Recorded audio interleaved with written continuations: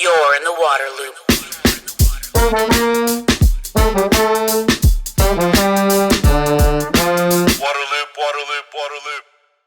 Waterloop is made possible in part by grants from Spring Point Partners and the Walton Family Foundation. Waterloop. Hey, this is Travis with Waterloop. You've probably heard me talk about how much I like High Sierra showerheads for their incredible water efficiency, their solid metal construction, and because it's a small business based in the U.S., with owner David Malcolm having a commitment to water and energy conservation. While I hope you value my opinion, there are some pretty major endorsements you should listen to. High Sierra showerheads were rated Best Showerhead by Popular Science and CNET, and Best Low Flow Showerhead by Wirecutter. If you go on Amazon, you'll see that High Sierra gets the highest ratings, 4.5 to 5 stars, from all the satisfied customers. Use promo code LOOP20 for 20% off at highsierrashowerheads.com.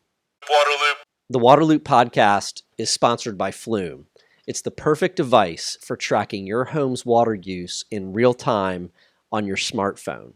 It's so easy to use. You just attach a small device to your water meter using a band, the same way you put a watch on your wrist. Then you connect to Wi-Fi, you download the app, and you're up and running. It's as simple as that. You don't need a plumber. You don't need to cut into any of your pipes or water lines. Very easy to set up. Then you can set water budgets, how much you want to use each day or week. It'll keep track of that. It'll tell you what's going on in your house with water use minute by minute. It'll send alerts to you if there's excessive water use or if it suspects a leak. In fact, when I installed Flume at my house, it told me almost right away about a leak. I was losing a gallon of water every 6 minutes. I'm honestly not sure when I would have found that without Flume. You can use promo code WATERLOOP for 10% off at flumewater.com. You're in the water loop. Welcome to Waterloop. This is Travis. This is one of our episodes focusing on the North Carolina coast. I live in Wilmington, North Carolina, and like to explore some of the water issues here in my community. We're going to be talking about living shorelines for this episode. Very excited to be joined by three very knowledgeable guests on this topic. We have Carter Smith, who is a postdoctoral associate at Duke University. Carter, thanks for coming on. Thanks so much for having me.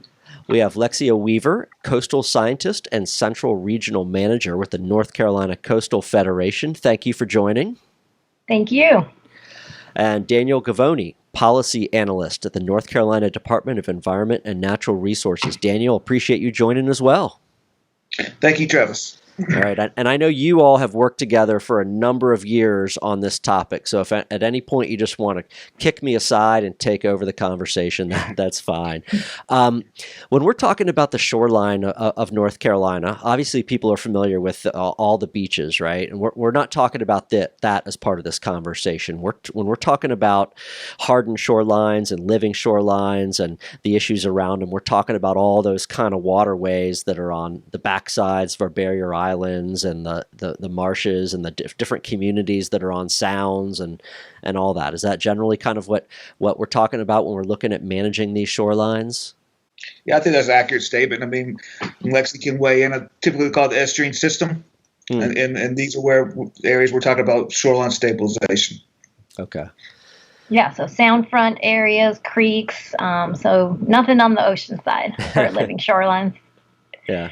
Absolutely. But that's not to say that there aren't some awesome green options for protecting oceanfront shorelines. Okay. But yeah, everything we're talking about today is mostly focused on those protected estuarine shorelines. Gotcha. Question is, so what are the challenges, and what's the history? You know, those were all natural at one point, right? A couple hundred years ago. What caused people to start to need to manage them in a different way, to put up hardened shorelines, and what does that mean? How have these parts of our kind of shorelines been transformed? It's maybe important to start off by saying that coastal erosion is a very natural process. It would be happening with or without humans, and it's part of the way that coastal ecosystems change and transform over time. But erosion becomes really problematic when somebody puts a house in a fixed location and they want to be able to keep it in that same location for long periods of time, with storm events passing by over the years, particularly in the context of rising sea levels. And a lot of North Carolina's coast is highly erosive, so it's really changing, especially barrier island systems that are made largely of sand and plant communities. So historically, they've shifted a lot after storms and quite a bit over time. And so the traditional way that people have kind of fought this changing of the shoreline is by erecting some kind of hard fixed structure like a seawall or a bulkhead, which can really stop some of those erosive processes and keep the shoreline in more of a fixed position instead of in this state of flux. And I guess that in addition to that natural erosion, we get lots of storms, right? Whether it's just the regular coastal storms or hurricanes. And so people have wanted to protect from that. And then we have now kind of rising sea levels that's picked up over the past few decades, which has just put further pressure on the shorelines. So when and why and how did we realize that, wait a minute, the hardened shorelines aren't necessarily the best thing? When was that kind of, I guess, discovered and the direction start to change on that?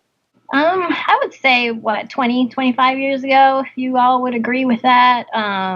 The other states like Maryland and Virginia, they started doing these living shoreline approaches, and then they kind of have trickled down to this state, to North Carolina. So I would say within the last 20, 25 years that people were, realizing, agencies, scientists, and then a lot more research has been done on living shorelines, is that the area in front of bulkheads is not productive. It's not a good fish habitat. It's not a good marsh habitat, and that area over time is lost because of the wave energy that they experience there, that they continue to experience. So I think, and then, as more and more living shorelines were installed in North Carolina, research indicated, and just from observing these shorelines, is how long they can last and how they help to protect and maintain the existing habitat. So that remains intact. And, it changes through time, but it's still habitat.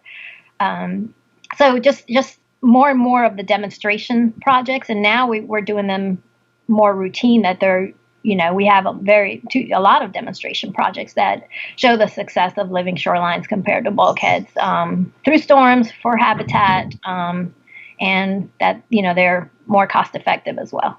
I'd like to circle back to that point about the drawbacks of the hardened shoreline. So if you could kind of expand on that a little bit, like why are they problematic? Yeah. So what you see here is it's a living shoreline at Hammocks Beach State Park. It was a bulkhead replacement project. So this is the same location. It had this bulkhead, and then that was replaced with what you see on the left, which is a living shoreline. And what happens is when that wave energy comes in and hits that bulkhead, that wave energy has nowhere to go. So it hits a wall, right? And so that energy comes back with the wave. And then over time, you end up scouring out all of the habitat in front of the bulkhead or seawall. And the difference with a living shoreline is when the waves come through a living shoreline, which is, what you see here. So basically it's this offshore structure, slightly offshore structure that can be comprised of either rocks or oyster shells. And then the area landward of it is planted with these native marsh grasses. And so what happens when the waves come in is that energy is dissipated and it's scattered across the site. So it doesn't hit like this wall. So that natural habitat or restored habitat is maintained throughout the process. So it's just definitely much more eco-friendly. It lasts longer, provides great habitat. It also helps to improve water quality through the filtering ability of, the oyster shells, as well as the salt marsh grasses as well too. The living shorelines, and you've mentioned, I think, some of the benefits there. What's unique to the conditions in North Carolina that these really help with?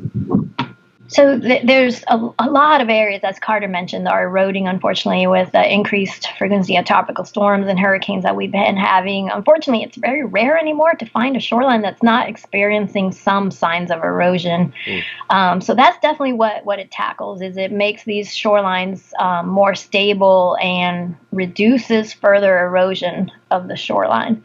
You mentioned places along the coast where there's really kind of concerted efforts to use more living shoreline. Where has some of that been taking place?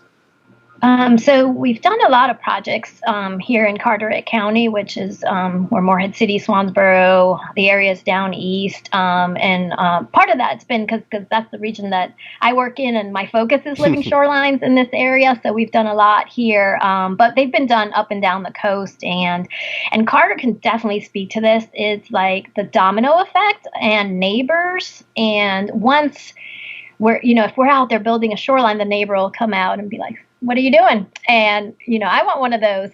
So it's definitely a domino effect. And once they see how functional it is, it kind of trickles down, and the benefits, tend to go from one neighbor to the next. And that's where you get the really good effects of multiple people doing this type of approach. And Lexi, we also want to add the maintenance factor versus a bulkhead and riprap. I mean, the research has shown past storm events that these structures are easier to maintain and last longer versus having to repair a bulkhead or riprap. Is that correct, Lexi? Yes, definitely. And yeah, Carter and Dr. Rachel Kipman also, they've done some studies.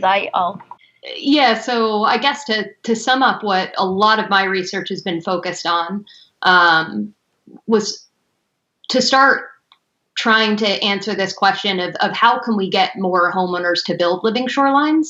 And so we did a lot of surveys of waterfront homeowners in North Carolina to understand what they prioritized when choosing how to stabilize their shoreline. So from a whole bunch of different attributes.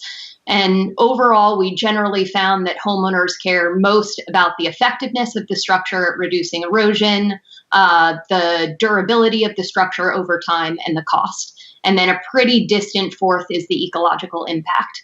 And so that kind of said to me early on in my research that if we wanted to promote these structures to more homeowners, then we needed to be able to demonstrate that they were really effective, really durable, and they weren't going to cost a ton of money in the long term. And so a lot of my research can be summed up with this figure right here.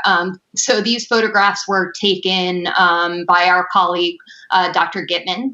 And up on the top, you've got on the left side an aging concrete bulkhead. And then on the bottom left, you have a brand new living shoreline that's just been constructed. And so you can see there's sort of this offshore sill made out of disaggregated granite rocks. And then there's some new marsh planting that's been installed right behind that. And it's important to note here that these two sites are only separated by about 100 meters. So they're almost right next to each other. And then the next series that you see here is the day after Hurricane Irene hit the coast back in 2011. And so the top right photo is showing that the aging bulkhead that we saw along that shoreline has been completely ripped out. And they've lost about 2 truckloads of sand, and it cost the homeowners about $20,000 to replace this shoreline. Meanwhile, comparing that to the photograph in the bottom right-hand corner, the living shoreline looks almost identical to the way that it looked before the storm. And so this sort of sums up trends that we've seen throughout the state more generally, that living shorelines have the potential to be more resilient to storm events and require less maintenance investment over time. That's an incredible sales pitch right there. That sequence of photos, you show that to somebody, and that's just incredible. How, like you said, that bulkhead was completely obliterated, just gone. But then the living shoreline persevered, like nature does. I was really curious, going back to the locations, and I do want to talk about the homeowner side too. I guess Carteret County's got a lot of these little waterways and little places that kind of lend themselves to use of living shorelines. Less so maybe down in the Wilmington, Cape Fear area where I am. Is that fair to say? I think maybe it's also important to point out that this term living shoreline is really kind of an umbrella term that covers a whole suite of different techniques. So for really low energy shorelines, you might just be able to plant some marsh grass and restore a marsh, and that's your living shoreline. And that helps to protect your eroding coast. Whereas on more on shorelines that have higher rates of erosion, where you have a lot of boat traffic, say, and a lot of wave and wind wave action, you might want a much more highly engineered structure like what we showed in the Lexia's last slide. So something that combines maybe a granite sill with marsh plantings and oyster restoration. And so I just point that out to say, it depends on what technique you use in which location. And so, some locations just might need a slightly more engineered strategy. These approaches can definitely be used all along the state of North Carolina.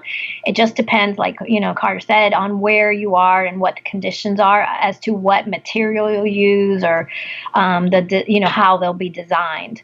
But they certainly can be used up and down the coast. But areas like Bogue Sound, where the areas where the water conditions are, the wave energy is low to moderate, that is kind of a ideal location for putting in living shorelines, I would say.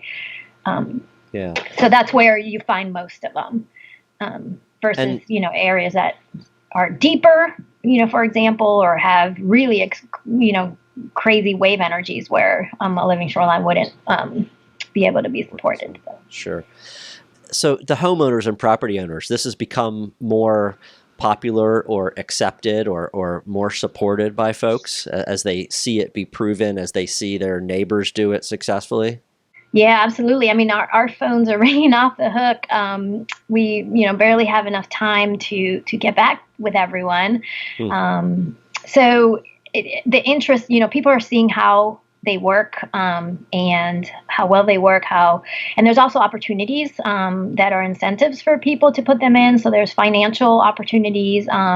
There's some grants that are available at times for providing cost share assistance to landowners that want to put in these things. And the Coastal Federation and other groups, we also provide technical assistance as well as permitting assistance to put these structures in. And, our goal is for this to be the norm.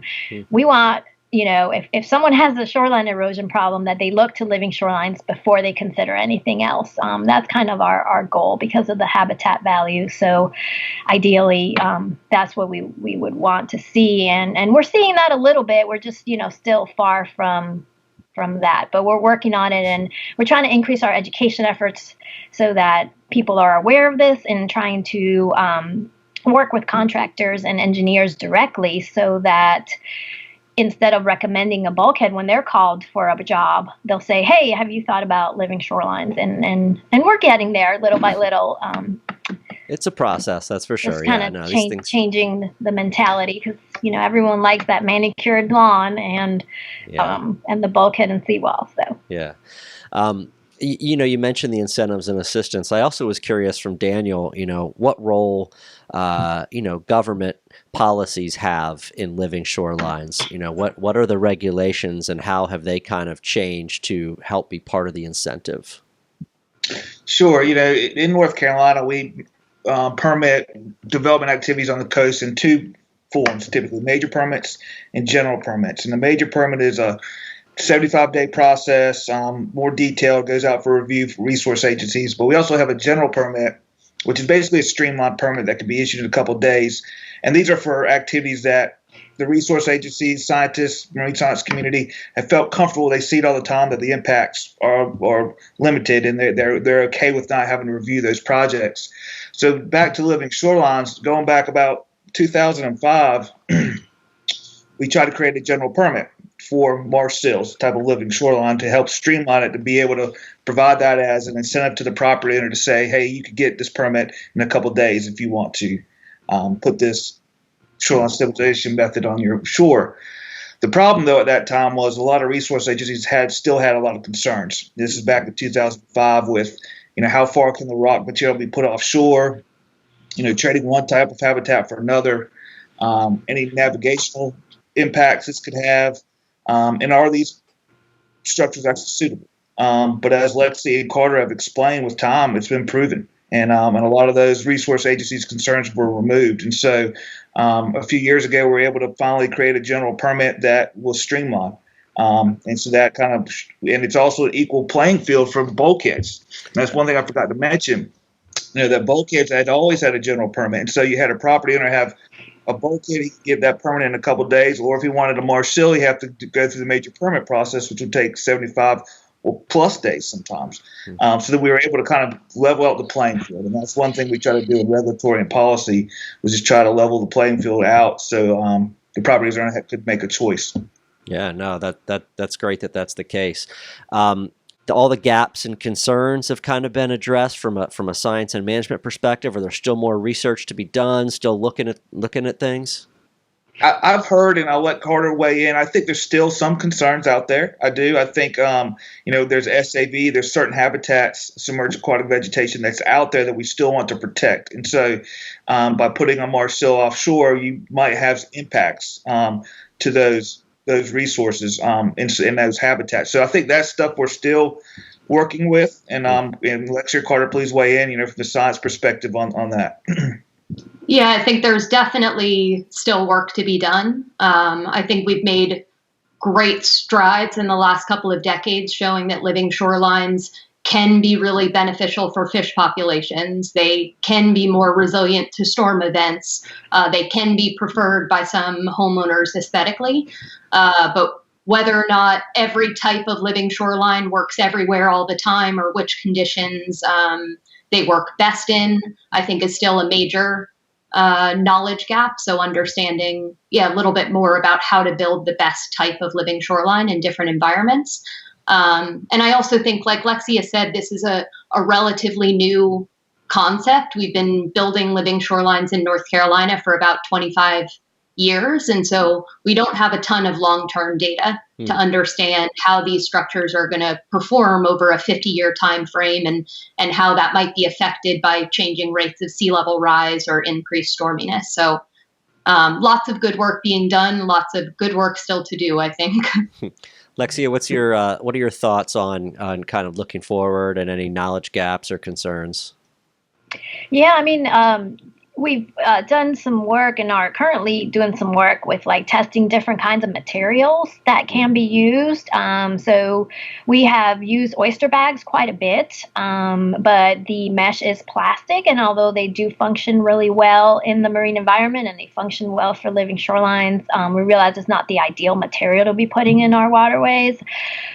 So we are trying to work with some companies, Biomason, Filtrex, that the name escapes me for some other, Sandbar Oyster Catcher is a big one, and just trying to see if we can, find the most environmentally friendly product that will last long enough before it degrades, to allow, the oyster reef to get established, or to allow the marsh grass to get established. So researching those different kinds of options and how they respond in the marine environment is definitely a need that we need, moving forward. And then also, how things are going to keep up with sea level rise. And that's, some of the research that's being proposed in the future would help answer.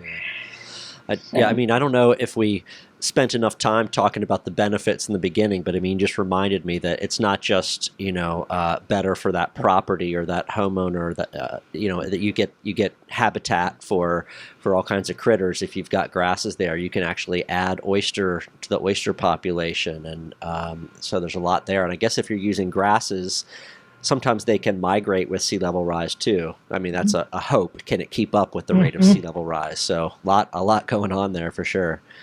If people are interested in learning more, they want to just learn more about living shorelines, or they're interested in really looking into how to put them in or what incentives are out there, where should people look? So our website has a living shoreline page at NCCoast, www.nccoast.org. And you can go to our Living Shoreline page, and it has some resources, one of which is the Living Shorelines Academy that has a lot of resources, both for homeowners, but also for marine contractors. And then we also have just new, hot off the press, is the Living Shorelines email address. So basically, people can send an email to livingshorelines@nccoast.org with their particular concerns, send us pictures, and we'll try to reach them as soon as possible and provide them with that information, guidance, send them along to a contractor, if they want to know where to buy plants, just kind of provide them with some information that's more specific to their shoreline as well. And, we're trying, like I said before, to get more and more of these contractors involved. And I just want to put a plug in there for RS Restoration Systems, RS Shorelines, because they really have helped us to increase the amount of shorelines that we're putting in. Because we used to do these a lot with volunteers, but we just got so much demand that it was hard to keep up with the number of projects. So they've really helped us to increase the amount of shorelines that are being put in, which in turn is going to just continue that trickling effect. So they're one of those firms that's Yep. they're one of those firms that's an Yeah. advocate, right? That's kind of letting people know about this option. Yep, and they can be a good way to, if you contact them, they'll be able to guide you in the right direction as well. So they're helping me with the multiple calls to, kind of help out with that so that everyone's needs are addressed. Okay. Well, you've got a ton of And our info coastal there. reserve program. I'm sorry, to interrupt. No. Our coastal reserve program also does training events for realtors and marine right. contractors. We've been trying to get out and reach out to them where we try to show, improve, and show them more skills of living shorelines, specifically on Pivers Island. And we have had a good turnout. That's interesting you mentioned realtors, because you want them to understand what this feature is and so they can explain it, huh? Absolutely. Yep. Yeah. And what about over there at Duke, Carter? I'm sure people can dig into all your research and findings. I guess the Living Shorelines Academy that Lexia mentioned, that's through Restore America's Estuaries, I think, right, Lexia? Yes. Yeah, that's a great resource for information for homeowners, and it's also a database of published research on living shorelines. So that's a great place to go if you're interested in actually going straight to the research source. And besides that, the resources that I use or send homeowners to are the ones that Lexia and Daniel just mentioned. Fantastic. Well, thank you all for all this information. Really appreciate it. Hope it can get out there and help increase the living shorelines. I'm a big fan of them myself, and I'll have to get up there to Carteret County sometime soon and see a little bit more of it in action. But Carter and Lexi and Daniel, thank you. Appreciate it. Thanks so much for having Thank me. you, Travis. Waterloop. Thanks, everyone, for listening to today's episode. A special thanks to Waterloop supporters Spring Point Partners and the Walton Family Foundation. The Waterloop podcast is sponsored by High Sierra Showerheads, the smart, stylish way to save energy, water, and money while enjoying a powerful shower. Save 20% with promo code WATERLOOP at highsierrashowerheads.com. Waterloop is also sponsored by Flume, the smart water monitor that tracks your home's water use in real time and provides data on your smartphone. Save 10% with promo code WATERLOOP at flumewater.com. If you like Waterloop, please subscribe to the YouTube channel or your favorite podcast platform. Follow us on social media and visit waterloop.org to sign up for updates. Waterloop. Waterloop.